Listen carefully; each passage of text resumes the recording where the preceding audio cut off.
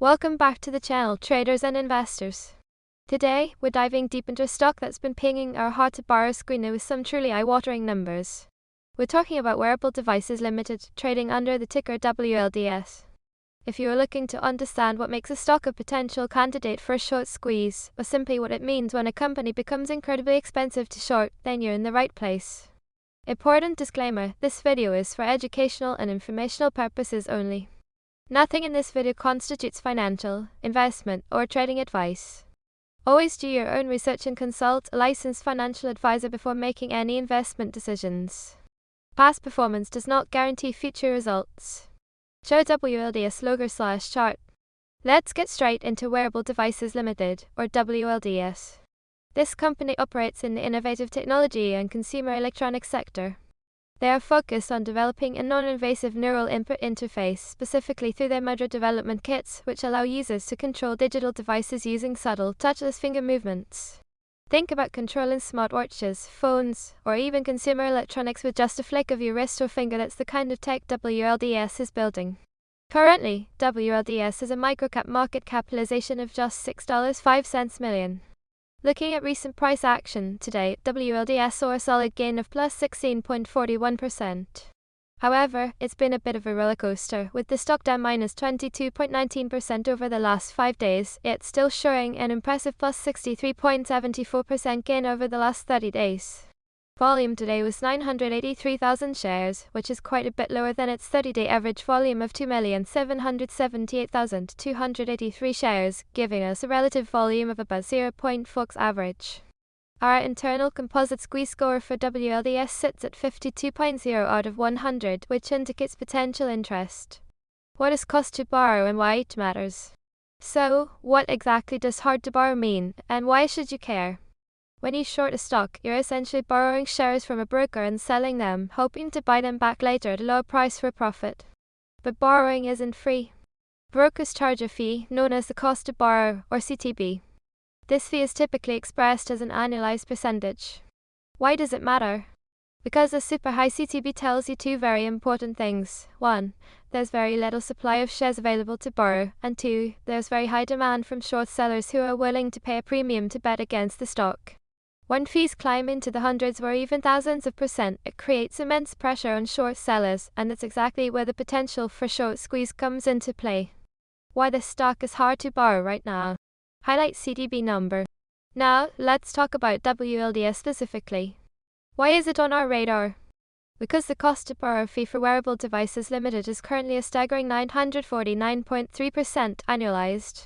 That means short sellers are paying almost 950% per year just to hold their short positions. To put that in perspective, a typical fee for an easy-to-borrow stock might be 0.3% to 3%.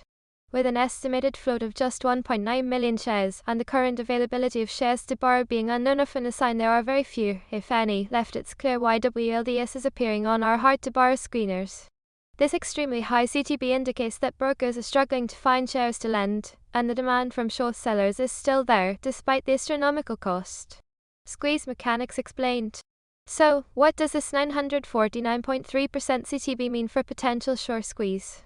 Imagine you're a short seller in WLDS, paying nearly 1,000% annually. If the stock price starts to rise, your losses increase, and your borrowing costs are eating into any potential profit if the stock eventually drops. This creates a painful scenario. When enough short sellers face mounting losses and unsustainable borrowing costs, they are forced to cover their positions. Covering means buying back the shares they initially sold short. This forced buying creates demand for the stock, which pushes the price even higher. This in turn puts more pressure on other short sellers, creating a chain reaction, the classic short squeeze. It's a vicious cycle for shorts, but a potential rocket ship for longs. However, it's crucial to remember that a high cost to borrow does not guarantee a squeeze. It can also signify that short sellers have incredibly strong conviction in their bearish thesis and are willing to pay almost any price to stay short. Dilution risk check. Show no dilution graphic. Before getting too excited about squeeze potential, we always run a dilution risk check. Dilution occurs when a company issues new shares, which increases the total number of shares outstanding. While it raises capital for the company, it effectively dilutes the ownership percentage and earnings per share for existing shareholders. More importantly for our purposes, it can flood the market with new shares, which greatly mitigates or even negates any short squeeze thesis, even if the cost to borrow is sky high. For WLDS, our check found no recent dilutive SEC filings like -1s, -3s, or 424 BS in the last 90 days, which is a positive sign for short squeeze potential. Recent reverse split watch. Show reverse split info. Now, something else critical to note about Wearable Devices Limited. The company executed a reverse stock split 1/4-3 on June 22, 2026. That was just 42 days ago. A reverse split reduces the total number of outstanding shares and, in theory, resets the share price higher proportionally. This often results in a smaller float. While reverse splits can sometimes be a red flag for struggling microcap companies, it's an observed historical pattern that many microcap stocks tend to see renewed volatility or even a price pop within about a month after reverse split. WLDS is just outside a typical 1-month window, but the effects of a reduced float and the price reset can still contribute to a volatile trading environment.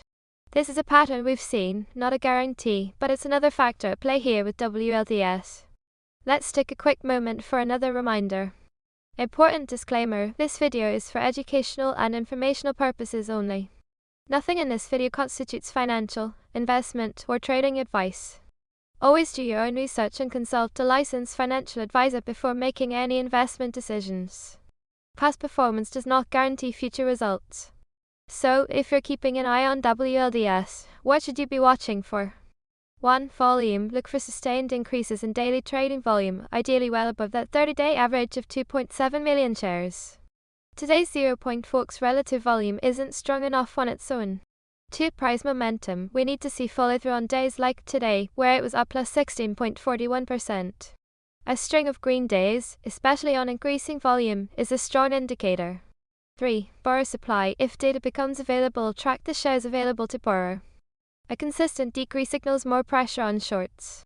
4. Cost to borrow. Keep an eye on that 949.3% CTB.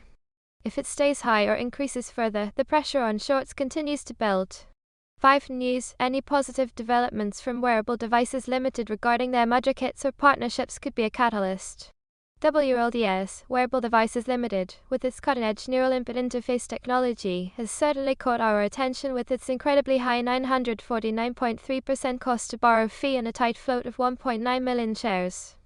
While the stock has seen a significant move over the last 30 days and recently underwent a reverse split, it's critical to remember that high CTB and a small float are necessary but not sufficient conditions for a squeeze. Always do your own thorough research. If you found this analysis of WLDS helpful, please hit that like button, subscribe to the channel for more hard-to-borrow stock education, and let us know in the comments what stocks you'd like us to analyze next. Thanks for watching, and we'll see you in the next video.